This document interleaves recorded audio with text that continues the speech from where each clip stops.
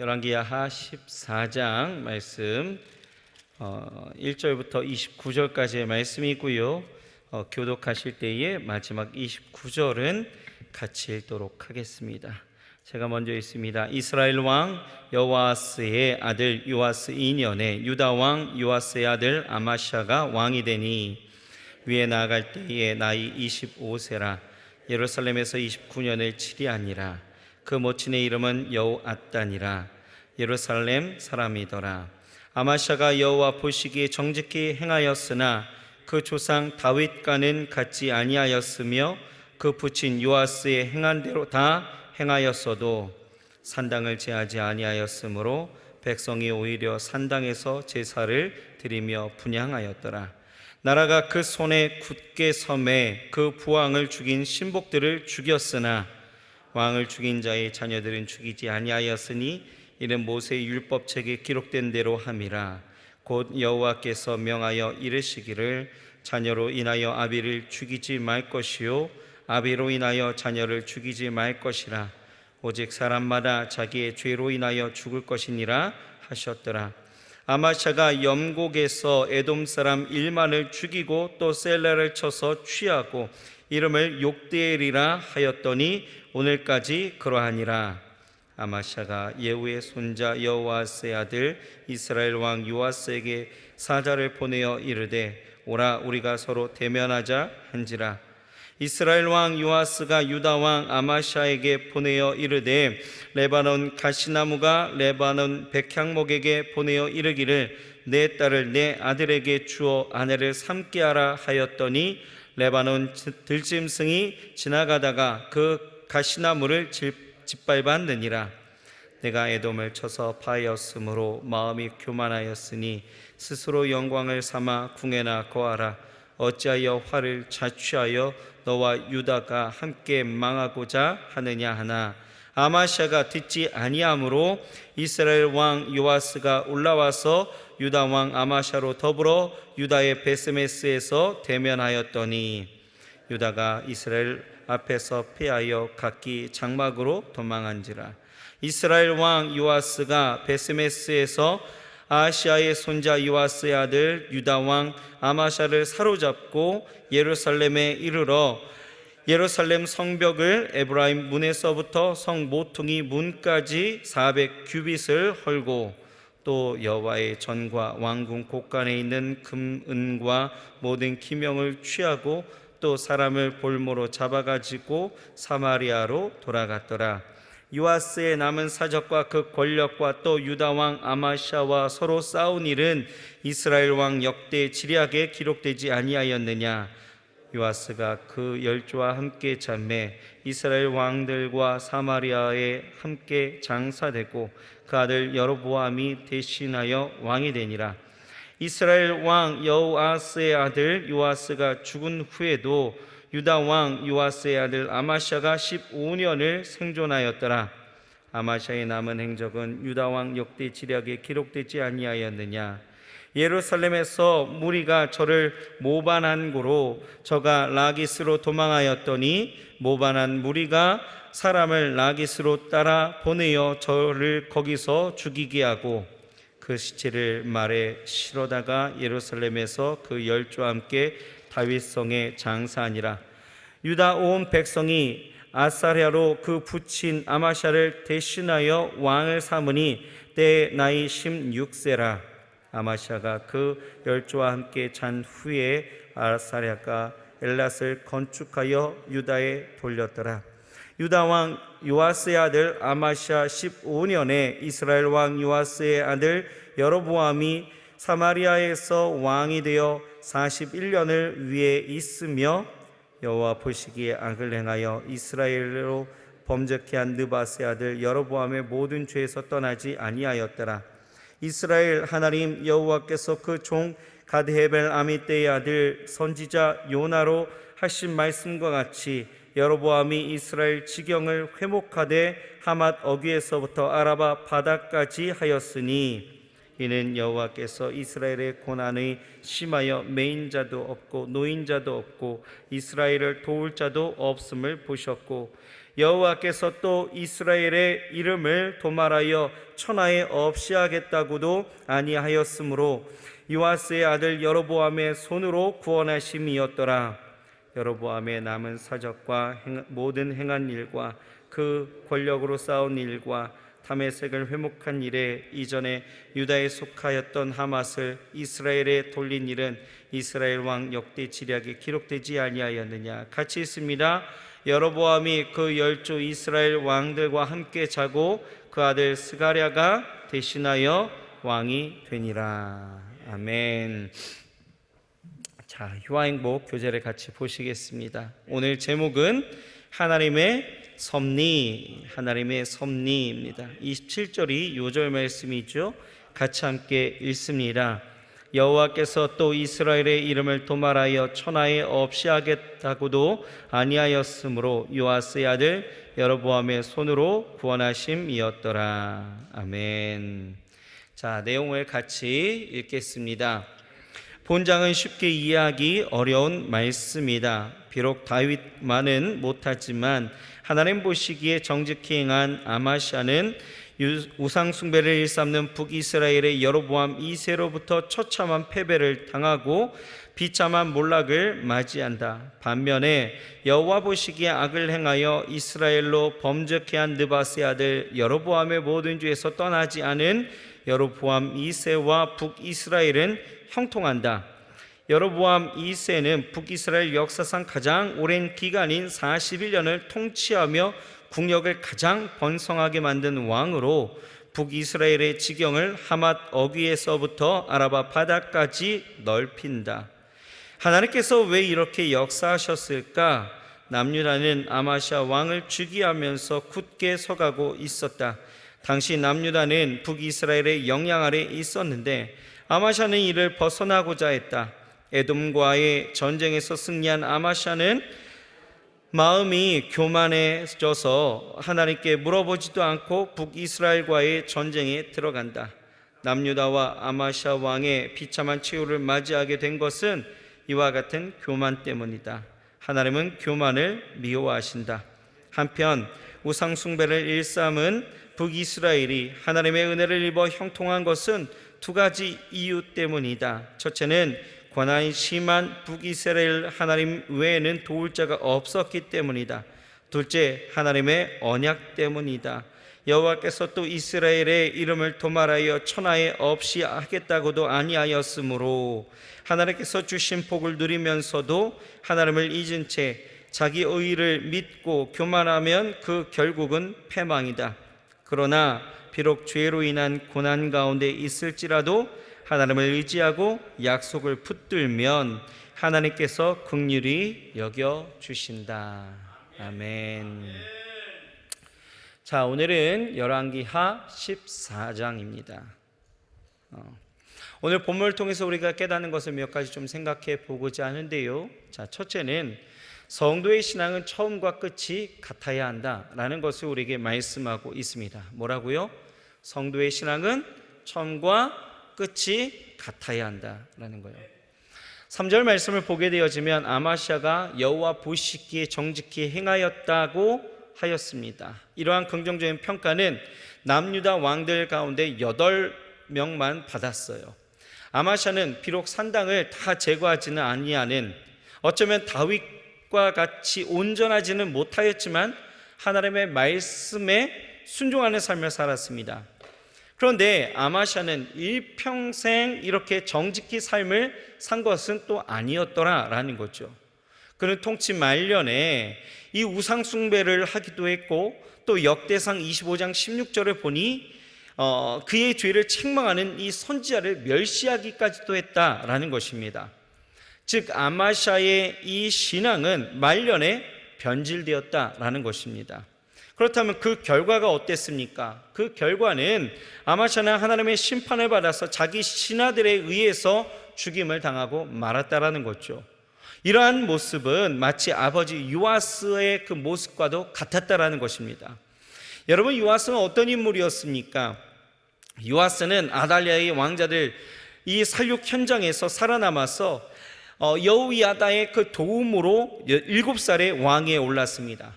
그리고 여호야다의 그 생전에는 여호야다의 그 가르침을 받아서 우상 숭배자들에 의해서 훼손된 성전을 수리하는 등 여호와 보시기에 정직히 행하였다라는 거죠. 그러나 그는 여호야다가 죽게 되어지다 달라졌다라는 거예요. 하나님의 전을 버렸습니다. 아세라를 숭배하기도 하고요, 그의 잘못을 책망하는 스가랴를 쳐 죽이기까지도 했다라는 것입니다. 결국 하나님의 심판을 받아서 아람의 침공을 받는가 하면 그 자신은 그 신복들에 의해서 죽임을 당하게 되어집니다. 이렇게 되어지는 것을 볼 때에 이 요아스와 그 아들 이 아마샤는, 이 부자는요, 운명이 굉장히 비슷하다라는 것을 보게 되어지는 거예요. 둘 다 어떻습니까? 처음은 잘 시작했는데 끝이 우상숭배로 처참한 종말을 맞이했다라는 거죠. 여러분, 성경을 보게 되어지면 이 두 왕 외에도 시작은 아주 신앙으로 잘 시작했지만 이 끝이 불신앙으로 마친 인물들이 있었다라는 거예요. 그 대표적인 신뢰가 누구입니까? 바로 솔로몬이 될 수 있겠죠. 솔로몬을 보십시오. 처음에는 신앙으로 얼마나 잘 시작했는지 몰라요. 1,000번제를 드리기도 했고요, 하나님께 성전을 지어서 바치기도 했습니다. 그래서 정말 하나님의 축복 아래에서 이스라엘의 전무후무한 부귀영화를 누리게 되어졌는데, 여러분, 그 끝은 어땠습니까? 그 끝은 좋지 않았다라는 거죠. 이 솔로몬이 나이를 먹게 되어지면서 이 이방 출신의 이 처첩들이 그 유혹을 받게 되어지면서 우상 숭배하는 이런 잘못을 범하게 되어지잖아요. 그리고 이 일들로 말미암아서 나라가 어떻게 되어집니까? 분열에 대한 그 경고를 받게 되어지고, 실제로 그때에는 이것이 분리되지는 않았지만 그 아들 르호보암 때에 나라가 남북으로 분열되게 되어졌다라는 것입니다. 그 남북으로 분열되어졌던 그 원인의 제공자가 누구예요? 솔로몬이었다라는 거예요. 여러분, 여기서 우리가 깨닫는 것은 아주 간단하죠. 뭡니까? 그것은 우리의 신앙이라는 것이 처음과 끝이 동일해야 된다라는 것입니다. 물론 일평생 굴곡이 없을 수는 없어요. 여러 가지 고난도 있고요, 어려움 속에서 신앙의 회의를 가질 때도 있고요, 원치 않는 일들이 있어서 정말 그 안에서 죄를 짓기도 하는 것이죠. 그러나 중요한 것은 무엇입니까?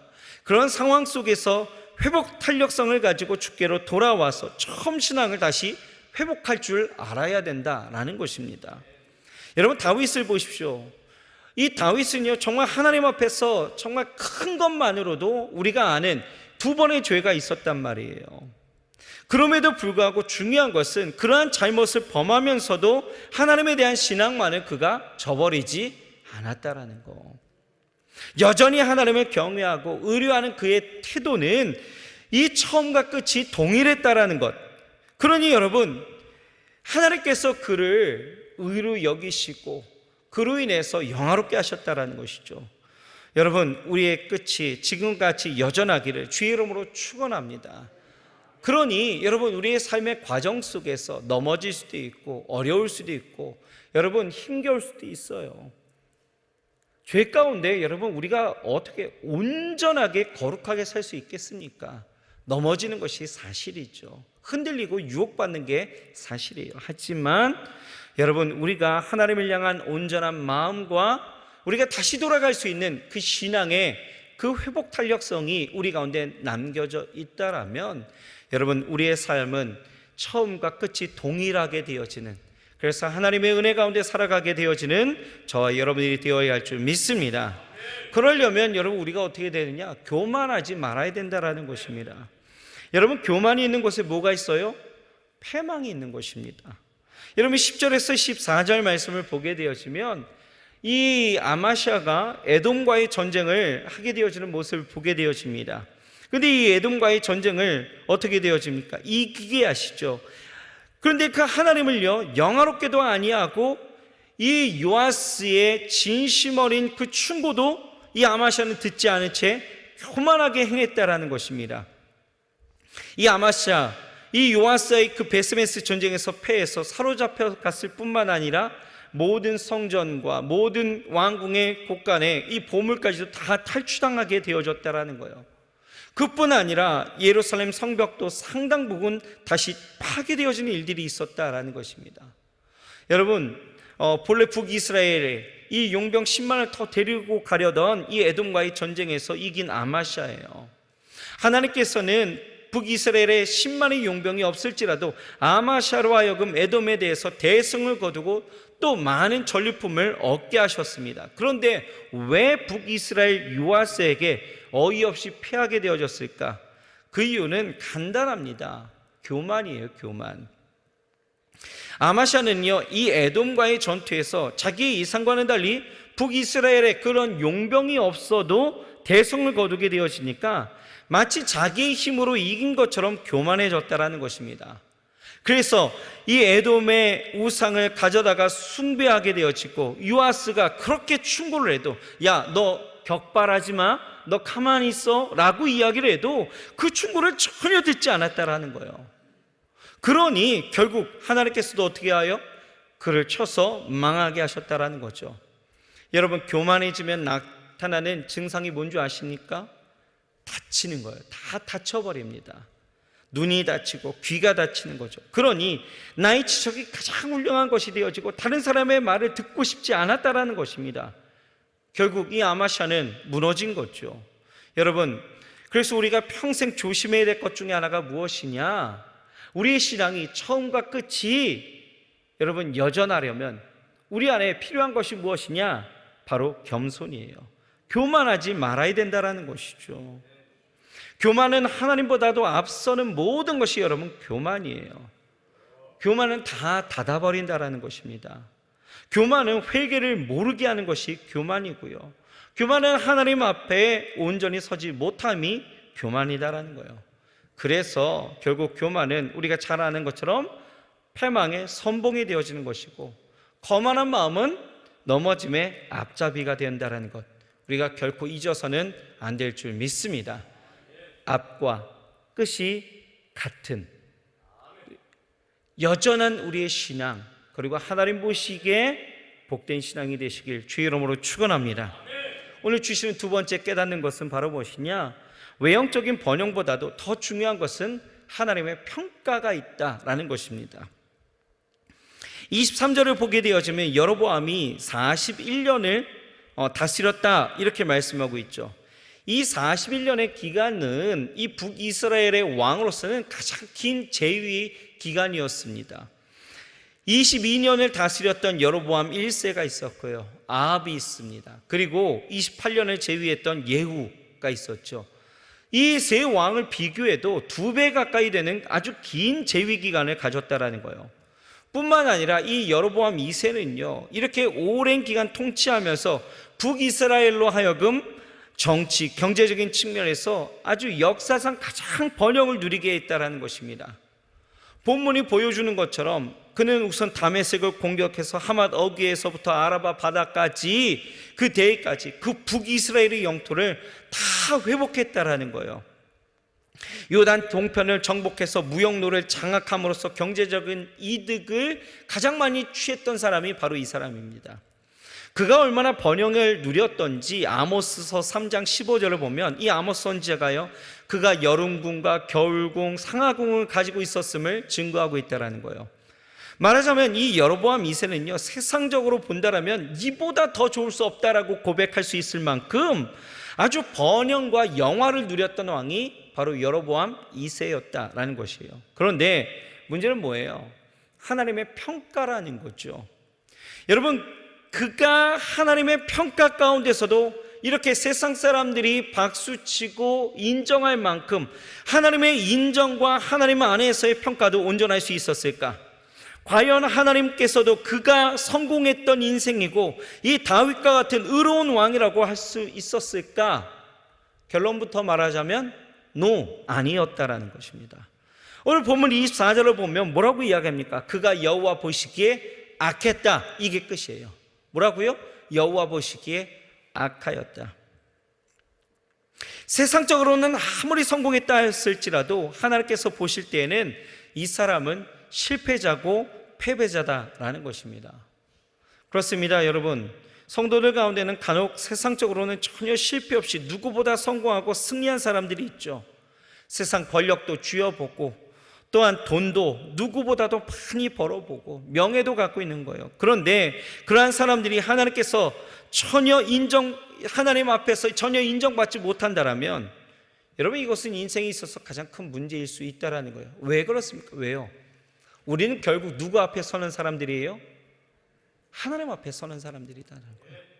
우리의 인생의 마침 가운데서는 하나님 앞에 서는 사람들이기 때문에 우리는 사람들이 평가하는 가장 좋은 인생, 성공한 인생이 아니라 하나님 앞에서의 그 평가가 더 중요한 사람들이다라는 것입니다. 여러분, 우리는 이것을 예수님의 비유 가운데서도 우리가 깨닫게 되어지죠. 어리석은 부자가 그 대표적인 인물입니다. 이 사람 세상적으로는 아주 크게 성공한 사람이었죠. 돈도 많이 벌었고요, 쌓아두기도 정말 많이 쌓아둔 것 같아요. 그런데 그를 향한 하나님의 평가는 무엇이었습니까? 누가복음 12장 20절에 보면 아주 명확한 단어가 등장하는 거예요. 뭐예요? 이 어리석은 자요. 이게 끝이에요. 이 어리석은 자요. 이 말에 다 함축되어 있는 거죠. 다시 말해서 사람이 아무리 세상적으로 성공을 거두고 많은 번영을 누릴지라도 하나님에 대해서 부유하지 못한 자는 진정한 의미에서 인생의 실패자다라는 것입니다. 그렇다고 여러분 가난하지 마십시오. 여러분 성공하셔요. 그런데 그 성공 앞에서 하나님보다도 앞서는 우상 숭배가 되어서는 안 된다는 거예요. 보세요. 예수님의 제자들을 보십시오. 세상적인 평가와 그 기준으로 볼 때는 여러분 누구보다도 실패한 사람들 아니었습니까? 자기의 가업을 다 버린 사람들이에요. 나사렛에 태어났던 나사렛에 거하는 그 한 목수, 그 청년, 그 예수라는 그 사람을 그냥 3년이나 따라다녔던 사람들 아니었겠습니까? 세상 사람들이 볼 때는 저 바보, 저 미련한 사람들 뭐 이렇게 얘기하지 않았을까요? 누가 봐도 실패한 사람들이고 누가 봐도 미련한 사람들이었습니다. 다 버려두고 예수를 쫓았다라는 거예요. 그런데 보세요. 그렇다고 해서 우리가 그들을 실패자라고 여기고 있습니까? 아니다라는 걸. 왜 그렇습니까? 그것은 바로 하나님께서 그들을 승리자라고 인정하셨다라는 거예요.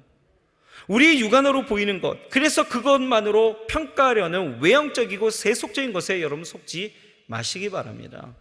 우리는 세속적인 번영의 기준으로 사는 사람들이 아니고요, 하나님의 평가를 받는 사람들이다라는 거예요.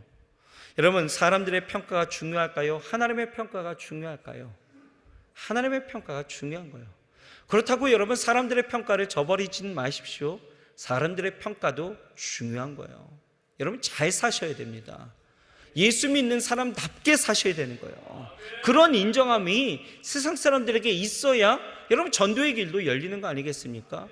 그냥 가정을 다 내팽개치고 자식들 다 내팽개치고 또 뭐 내가 해야 될 일 다 내팽개치고 성전에 나와서 맨날 기도만 하고 맨날 예배만 드린다고 여러분 그게 온전한 선거입니까? 그건 또 아니에요. 여러분 세상적인 평가도 여러분 잘 받으셔요. 그러나 진짜 중요한 것은 누구의 평가입니까? 하나님의 평가예요. 여러분 늘 하나님의 평가 가운데서 하나님의 뜻을 쫓는 삶, 그리고 하나님의 말씀을 따라가는 그 거룩한 삶, 누가 뭐래도 하나님의 말씀보다 앞서지 않는 우리의 삶이 되어진다라면 하나님께서 우리를 기뻐하시고 우리의 삶을 더욱더 복 있게 하나님의 은혜로 역사하시고 인도하실 줄 믿습니다. 그러니 여러분 주 앞에서 온전하여 주시길 주의 이름으로 축원합니다. 처음과 끝이 동일한 우리의 삶, 우리의 신앙, 하나님 앞에 돌아섬, 그리고 무엇보다도 하나님의 평가를 우리가 온전케 받아야 함을 우리가 깨닫고 오늘 이 시간 나아간다라면 여러분 하나님이 여러분들의 삶 가운데 주시는 은혜와 축복이 가득하게 되어질 줄 믿습니다. 기도하시겠습니다. 사랑의 하나님 감사합니다. 처음과 끝이 온전케 되어지길 소망합니다. 요아스나 아마샤처럼 아버지 하나님의 처음은 좋았지만 끝이 아버지 하나님의 다른 길, 아버지 하나님, 여기서 우리가 돌아서게도 하여 주옵소서. 날마다 주 앞에 사는, 그리고 주 앞에 서는 우리의 삶이 되게도 하여 주옵시고, 또 하나님의 평가 앞에 아버지 하나님이여 온전히 우리가 나아갈 수 있도록 주여 역사하여 주옵시사. 교만하지 않게 하시고 날마다 겸비하고 겸손한 삶을 살게 하시고, 하나님의 말씀보다 앞서지 않게 하시고 하나님의 뜻을 주장하며 살게도 하여 주옵시사. 세상 사람들은 이러한 우리의 모든 모습을 보고 조롱하고, 또한 우리의 모습을 보고 바보라 여긴다 할지라도 하나님, 주의 평가가 온전하고 하나님이 기뻐하시는 삶이라면 당당히 오늘도 그 삶을 선택하여 살아갈 수 있도록 주여 도와 주옵시고, 세속적인 번영과 세속적인 가치 판단의 그 기준을 따라 살아가는 삶이 아니라 하나님의 말씀을 온전히 쫓아 살아가는 우리 모두가 되게 주여 축복하여 주시옵소서. 오늘도 하나님의 뜻을 쫓아 아버지 하나님이여 우리가 선거하고, 또한 하나님의 뜻을 쫓아 또 오늘 이 한날을 살아갑니다. 하나님, 우리의 삶을 축복하여 주시옵소서. 이 나라를 축복하여 주시옵소서. 예수님의 이름으로 감사하며 간절히 기도드렸사옵나이다. 아멘.